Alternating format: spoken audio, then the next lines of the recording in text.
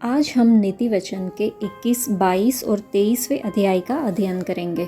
नीति वचन 21। राजा का मन जल की धाराओं के समान यहोवा के हाथ में रहता है, जिधर वह चाहता उधर उसको मोड़ देता है। मनुष्य का सारा चाल चलन अपनी दृष्टि में तो ठीक होता है, परंतु यहोवा मन को जांचता है। धर्म और न्याय करना यहोवा को बलिदान से अधिक अच्छा लगता है। चढ़ी आंखें, घमंडी मन और दुष्टों की खेती तीनों पापमयी है। कामकाजी की कल्पनाओं से केवल लाभ होता है, परंतु उतावली करने वाले को केवल घटती होती है। जो धन झूठ के द्वारा प्राप्त हो वह वायु से उड़ जाने वाला कुहरा है, उसके ढूंढने वाले मृत्यु ही को ढूंढते हैं। जो उपद्रव दुष्ट लोग करते हैं उससे उन्हीं का नाश होता है, क्योंकि वे न्याय का काम करने से इनकार करते हैं। पाप से लदे हुए मनुष्य का मार्ग बहुत ही टेढ़ा होता है, परंतु जो पवित्र है उसका कर्म सीधा होता है। लंबे चौड़े घर में झगड़ालू पत्नी के संग रहने से छत के कोने पर रहना उत्तम है। दुष्ट जन बुराई की लालसा जी से करता है, पर अपने पड़ोसी पर अनुग्रह की दृष्टि नहीं करता।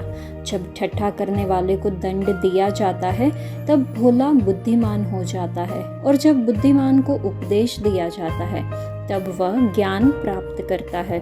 धर्मी जन दुष्टों के घराने पर बुद्धिमानी से विचार करता है, और परमेश्वर दुष्टों को बुराइयों में उलट देता है। जो कंगाल की दुहाई पर कान न दे वह आप पुकारेगा और उसकी सुनी न जाएगी। गुप्त में दी हुई भेंट से क्रोध ठंडा होता है, और चुपके से दी हुई घूस से बड़ी छलछलाहट भी थमती है। न्याय का काम करना धर्मी को तो आनंद, परंतु अनर्थकारियों को विनाश ही का कारण जान पड़ता है। जो मनुष्य बुद्धि के मार्ग से भटक जाए उसका ठिकाना मरे हुओं के बीच में होगा। जो राग रंग से प्रीति रखता है वह कंगाल हो जाता है, और जो दाख मधु पीने और तेल लगाने से प्रीति रखता है वह धनी नहीं होता। दुष्ट जन धर्मी की छुड़ौती ठहरता है, और विश्वासघाती सीधे लोगों के बदले दंड भोगते हैं। झगड़ालू और चिढ़ने वाली पत्नी के संग रहने से जंगल में रहना उत्तम है। बुद्धिमान के घर में उत्तम धन और तेल पाए जाते हैं, परंतु मूर्ख उनको उड़ा डालता है। जो धर्म और कृपा का पीछा करता है वह जीवन, धर्म और महिमा भी पाता है। बुद्धिमान शूरवीरों के नगर पर चढ़कर उनके बल को, जिस पर वे भरोसा करते हैं, नाश करता है। जो अपने मुंह को वश में रखता है वह अपने प्राण को विपत्तियों से बचाता है। जो अभिमान से रोष में आकर काम करता है उसका नाम अभिमानी और अहंकारी ठट्ठा करने वाला पड़ता है। आलसी अपनी लालसा ही में मर जाता है, क्योंकि उसके हाथ काम करने से इनकार करते हैं। कोई ऐसा है जो दिन भर लालसा ही किया करता है, परंतु धर्मी लगातार दान करता रहता है। दुष्टों का बलिदान घृणित है, विशेष करके जब वह बुरे उद्देश्य के साथ लाता है। झूठा साक्षी नाश हो जाएगा, परंतु सच्चा साक्षी सदा स्थिर रहेगा। दुष्ट मनुष्य अपना मुख कठोर करता है, और धर्मी अपनी चाल सीधी रखता है। यहोवा के विरुद्ध न तो कुछ बुद्धि और न कुछ समझ, न कोई युक्ति चलती है। युद्ध के दिन के लिए घोड़ा तैयार तो होता है, परंतु जय यहोवा ही से मिलती है। यह अध्याय मानवीय मामलों पर परमेश्वर के अंतिम नियंत्रण को दर्शाता है, और ये बताता है कि राजा और शासक भी उनकी इच्छा के अधीन है। बलिदान पर धार्मिकता के महत्व पर जोर दिया गया है, जो हमें याद दिलाता है कि परमेश्वर हमारे हृदय को मात्र रीति रिवाजों से अधिक महत्व देते हैं। ये अध्याय परमेश्वरीय मार्गदर्शन के बिना मानवीय योजनाओं की निरर्थकता पर भी प्रकाश डालता है। निर्णय लेने में परमेश्वर की बुद्धि पर भरोसा करने का आग्रह करता है। पहले ही वचन में हमने देखा कि राजा का हृदय यहोवा के हाथ में नदियों के छल की नाई है, वह उसे अपनी इच्छा के अनुसार मोड़ देता है। परमेश्वर राजाओं और अगुओं के हृदयों पर भी नियंत्रण रखते हैं। कुछ अगर मुख्य बिंदु अगर हम देखें तो परमेश्वर सभी चीज़ों, यहाँ तक कि राजाओं और अगुओं के दिलों पर भी पूर्ण नियंत्रण रखते हैं। यद्यपि परमेश्वर सार्वभौमिक है, फिर भी मनुष्यों को समझदारी और विवेकपूर्ण निर्णय लेने की जिम्मेदारी दी गई है। प्रार्थना अगुओं के निर्णय को प्रभावित कर सकती है और घटनाओं के प्रवाह को भी बदल सकती है। परमेश्वर केवल नियंत्रण करने वाले नहीं हैं, वे अपने लोगों की देखभाल और मार्गदर्शन भी करते हैं। अगुओं को अपनी सीमाओं को पहचानना चाहिए और परमेश्वर के सामने विनम्र होना चाहिए। अहंकार पतन का कारण बन सकता है। अगुओं को इससे बचने का प्रयास करना चाहिए। निर्णय लेने के लिए अगुओं को विवेक और ज्ञान की आवश्यकता होती है। अगुओं को सत्य निष्ठा के साथ कार्य करना चाहिए और अपने निर्णयों में पारदर्शी होना चाहिए। अगुओं के निर्णय समुदायों और राष्ट्रों पर गहरा प्रभाव डाल सकते हैं। जटिल परिस्थितियों में सही निर्णय लेने के लिए अगुओं को परमेश्वर की दिशा निर्देश की आवश्यकता होती है। परमेश्वर की सार्वभौमिकता हमें याद दिलाती है कि वह नियंत्रण में है और उनकी भलाई और ज्ञान पर भरोसा करना चाहिए। हमें परमेश्वर की योजना पर भरोसा करना चाहिए, यह मानते हुए कि वे सब कुछ हमारे भले के लिए कर रहे हैं। हम परमेश्वर की भलाई और ज्ञान में भरोसा रखें और उनकी सार्वभौमिकता को स्वीकार करते हुए उनकी योजना में विश्वास रखें। नीति वचन 22। बड़े धन से अच्छा नाम अधिक चाहने योग्य है और सोने चांदी से औरों की प्रसन्नता उत्तम है। धनी और निर्धन दोनों में एक समानता है, यहोवा उन दोनों का करता है। चतुर मनुष्य विपत्ति को आते देखकर छिप जाता है, परंतु भोले लोग आगे बढ़कर दंड भोगते हैं। नम्रता और यहोवा के भय मानने का फल धन, महिमा और जीवन होता है। टेढ़े मनुष्य के मार्ग में कांटे और फंदे रहते हैं, परंतु जो अपने प्राणों की रक्षा करता वह उनसे दूर रहता है। लड़के को उसी मार्ग की शिक्षा दे जिसमें उसको चलना चाहिए और वह बुढ़ापे में भी उससे ना हटेगा। धनी निर्धन लोगों पर प्रभुता करता है और उधार लेने वाला उधार देने वाले का दास होता है। जो कुटिलता का बीज बोता है वह अनर्थ ही काटेगा और उसके रोष का सोंटा टूटेगा। दया करने वाले पर आशीष फलती है, क्योंकि वह कंगाल को अपनी रोटी में से देता है।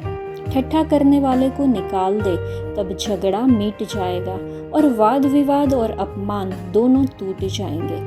जो मन की शुद्धता से प्रीति रखता है और जिसके वचन मनोहर होते हैं, राजा उसका मित्र होता है। यहोवा ज्ञानी पर दृष्टि करके उसकी रक्षा करता है, परंतु विश्वासघाती की बातें उलट देता है। आलसी कहता है, बाहर तो सिंह होगा, मैं चौक के बीच घात किया जाऊंगा। व्यभिचारिणी का मुंह गहरा गड्ढा है, जिससे यहोवा क्रोधित होता है वही उसमें गिरता है। लड़के के मन में मूर्खता की गांठ बंधी रहती है, परंतु अनुशासन की छड़ी के द्वारा वह खोलकर उससे दूर की जाती है। जो अपने लाभ के निमित्त कंगाल पर अंधेर करता है और जो धनी को भेंट देता, वे दोनों केवल हानि ही उठाते हैं। कान लगाकर बुद्धिमानों के वचन सुन और मेरी ज्ञान की बातों की ओर मन लगा। यदि तू उसको अपने मन में रखे और वे सब तेरे मुंह से निकला भी करे, तो यह मनभावनी बात होगी। मैंने आज इसलिए ये बातें तुझको बताई है कि तेरा भरोसा यहोवा पर हो। मैं बहुत दिनों से तेरे हित के उपदेश और ज्ञान की बातें लिखता आया हूँ, कि मैं तुझे सत्य वचनों का निश्चय करा दूँ, जिससे जो तुझे काम में लगाए उनको सच्चा उत्तर दे सके। कंगाल पर इस कारण अंधेर न करना कि वह कंगाल है, और न दिन जन को कचहरी में पीसना, क्योंकि यहोवा उनका मुकदमा लड़ेगा, और जो लोग उनका धन हर लेते हैं उनका प्राण भी वह हर लेगा। क्रोधी मनुष्य का मित्र न होना और झट क्रोध करने वाले के संग न चलना, कहीं ऐसा ना हो कि तू उसकी चाल सीखे और तेरा प्राण फंदे में फंस जाए। जो लोग हाथ पर हाथ मारते हैं और कर्जदार के उत्तरदायी होते हैं, उनमें तू ना हो। यदि तेरे पास भुगतान करने के साधन की कमी हो, तो क्यों न साहूकार तेरे नीचे से खाट खींच ले जाए। जो सीमा तेरे पुरखाओं ने बांधी हो उस पुरानी सीमा को न बढ़ाना। यदि तू ऐसा पुरुष देखे जो काम काज में निपुण हो तो वह राजाओं के सम्मुख खड़ा होगा, छोटे लोगों के सम्मुख नहीं। यह अध्याय एक अच्छी प्रतिष्ठा के महत्व और पालन पोषण के प्रभाव को रेखांकित करता है। ये सिखाता है कि बुद्धिमानी से किए गए चुनाव समृद्ध जीवन की ओर ले जाते हैं, जबकि मूर्खता बर्बादी की ओर ले जाती है। यह अध्याय उद्धारकर्ता के महत्व और अगली पीढ़ी में बुद्धि का संचार करने की आवश्यकता पर भी जोर देता है। शिक्षण और मार्गदर्शन के अनंत प्रभावों पर प्रकाश डालता है। 9वें वचन में लिखा है कि दया करने वाले पर आशीष फलती है, क्योंकि वह कंगाल को अपनी रोटी में से देता है। गरीबों के प्रति उदारता का अभ्यास करके कुछ कहावत को आसानी से सत्यापित किया जा सकता है। बाइबल में कुछ वचन इस सत्य का समर्थन करते हैं, जैसे कि दूसरे कुरिन्थियों की पत्री में 9वें अध्याय में हम देखें तो लिखा है, जो थोड़ा बोता है वह थोड़ा काटेगा भी, और जो बहुत बोता है वह बहुत काटेगा। प्रेरितों के काम में 20वें अध्याय में लिखा है कि उसने आप ही कहा है कि लेने से देना धन्य है। नीति वचन के 11वें अध्याय में भी लिखा है कि उदार प्राणी हष्ट पुष्ट हो जाता है, और जो औरों की खेती सींचता है उसकी भी सींची जाएगी। आमतौर पर लोग उन लोगों के साथ ज़्यादा उदार होते हैं जो उनका उपकार चुका सकते हैं, न कि उन गरीबों के साथ जो प्राप्त की गई मदद को वापस नहीं कर सकते। लोग इसलिए नहीं देते क्योंकि उन्हें लगता है कि वे जो कुछ भी गरीबों को देंगे उसे खो देंगे। ऐसा इसलिए है क्योंकि उनकी सुरक्षा उनका पैसा है, न कि उन्हें देने वाला यहोवा, और वे परमेश्वर के वचन पर भरोसा नहीं करते। इसलिए उन्हें डर है कि उनकी सुरक्षा खो जाएगी। इस सत्य का तर्क नीति वचन 19 में मिलता है, जहाँ पे लिखा है कि जो कंगाल पर अनुग्रह करता है वह यहोवा को उधार देता है, और वह अपने इस काम का प्रतिफल पाएगा। इससे यह स्पष्ट होता है कि परमेश्वर गरीबों की मदद करने वालों को पर्याप्त रूप से पुरस्कृत करेंगे। परमेश्वर किसी का ऋणी नहीं है। परमेश्वर किसी का ऋणी नहीं है और वह अपने सभी बच्चों का ऋणी है। इससे हमें उन गरीबों के प्रति उदार होने के लिए प्रोत्साहित होना चाहिए जो हमें आशीष नहीं दे सकते, लेकिन हमारा परमेश्वर गरीबों के प्रति हमारी दयालुता को ध्यान में रखते हैं। तो परमेश्वर उन लोगों को आशीष देते हैं जो गरीबों को आशीष देते हैं, और परमेश्वर किसी का भी ऋणी नहीं है। ये बात हमने सीखी। नीति वचन 23। जब तू किसी हाकिम के संग भोजन करने को बैठे तब इस बात को मन लगाकर सोचना कि मेरे सामने कौन है, और यदि तू अधिक खाने वाला हो तो थोड़ा खाकर भूखा उठ जाना। उसके स्वादिष्ट भोजन वस्तुओं की लालसा न करना, क्योंकि वह धोखे का भोजन है। धनी होने के लिए परिश्रम न करना, अपनी समझ का भरोसा छोड़ना। जब तू अपनी दृष्टि धन पर लगाएगा वह चला जाएगा। वह उकाब पक्षी के समान पंख लगाकर निसंदेह आकाश की ओर उड़ जाएगा। जो डाह से देखता है उसकी रोटी न खाना, और न उसकी स्वादिष्ट भोजन वस्तुओं की लालसा करना, क्योंकि वह ऐसा व्यक्ति है जो भोजन के कीमत की गणना करता है। वह तुझसे कहता तो है खा और पी, परंतु उसका मन तुझसे लगा नहीं है। जो कोर तूने खाया हो उसे उगलना पड़ेगा, और तू अपनी मीठी बातों का फल खोएगा। मूर्ख के सामने न बोलना, नहीं तो वह तेरे बुद्धि के वचनों को तुच्छ जानेगा। पुरानी सीमाओं को न बढ़ाना, और न अनाथों के खेत में घुसना, क्योंकि उनका छुड़ाने वाला सामर्थी है। उनका मुकदमा तेरे संग वही लड़ेगा। अपना हृदय शिक्षा की ओर और अपने कान ज्ञान की बातों की ओर लगाना। लड़के की ताड़ना न छोड़ना, क्योंकि यदि तू उसको छड़ी से मारे तो वह न मरेगा। तू उसको छड़ी से मार कर उसका प्राण अधोलोक से बचाएगा। हे मेरे पुत्र, यदि तू बुद्धिमान हो तो मेरा ही मन आनंदित होगा, और जब तू सीधी बातें बोले तब मेरा मन प्रसन्न होगा। तू पापियों के विषय मन में डाह न करना, दिन भर यहोवा का भय मानते रहना, क्योंकि अंत में फल होगा और तेरी आशा न टूटेगी। हे मेरे पुत्र, तू सुनकर बुद्धिमान हो और अपना मन सुमार्ग में सीधा चला। दाख मधु के पीने वालों में न होना, न मांस के अधिक खाने वालों की संगति करना, क्योंकि पियक्कड़ और पेटू दरिद्र हो जाएंगे और उनका क्रोध उन्हें चिथड़े पहनाएगी। अपने जन्माने वाले पिता की सुनना, और जब तेरी माता बुढ़िया हो जाए तब भी उसे तुच्छ न जानना। सच्चाई को मोल लेना, बेचना नहीं, और बुद्धि और शिक्षा और समझ को भी मोल लेना। धर्मी का पिता बहुत मगन होता है और बुद्धिमान का जन्माने वाला उसके कारण आनंदित होता है।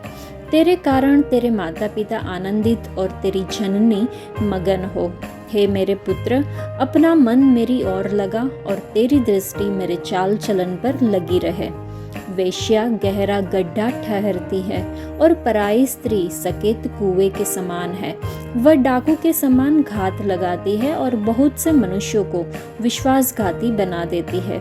कौन कहता है हाय, कौन कहता है हाय हाय, कौन झगड़े रगड़े में फंसता है, कौन बकबक करता है, किसके अकारण घाव होते हैं, किसकी आंखें लाल हो जाती है। उनकी जो दाख मधु देर तक पीते हैं और जो मसाला मिला हुआ दाख मधु ढूंढने को जाते हैं। जब दाख मधु लाल दिखाई देता है और कटोरे में उसका सुंदर रंग होता है, और जब वह धार के साथ उंडेला जाता है, तब उसको न देखना, क्योंकि अंत में वह सर्प के समान डसता है और करेत के समान काटता है। तू विचित्र वस्तुएं देखेगा और उल्टी सीधी बातें बकता रहेगा, और तू समुद्र के बीच लेटने वाले या मस्तूल के सिरे पर सोने वाले के समान रहेगा। तू कहेगा कि मैंने मार तो खाई परंतु दुखित न हुआ, मैं पीट तो गया परंतु मुझे कुछ सुधि न थी। मैं होश में कब आऊं, मैं तो फिर मदिरा ढूंढूंगा। इस अध्याय में हम प्रलोभन के खतरे देख सकते हैं। यह अध्याय भौतिकवाद और सांसारिकता के आकर्षण तथा अत्यधिक भोग विलास के नुकसानों के विरुद्ध चेतावनी देता है। यह हमें आत्मनियंत्रण और हम जिस संगत में रहते हैं उसके प्रति सचेत रहने के लिए प्रोत्साहित करता है। हमें याद दिलाता है कि हमारे चुनाव हमारे चरित्र को आकार देते हैं। यह बुद्धि और समझ की खोज करने के महत्व पर जोर देता है, विशेष रूप से जीवन के प्रलोभनों का सामना करते समय। आज के लिए इतना ही। परमेश्वर आप सबको आशीष दे। धन्यवाद।